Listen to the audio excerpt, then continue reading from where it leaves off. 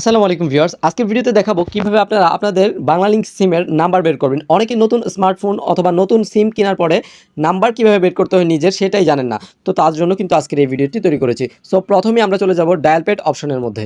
Dial pad অপশনে আসার পর এখান থেকে আপনারা কিবোর্ডে যাবেন, যাওয়ার পর দেন আপনারা এখানে সার্চ করবেন *511#।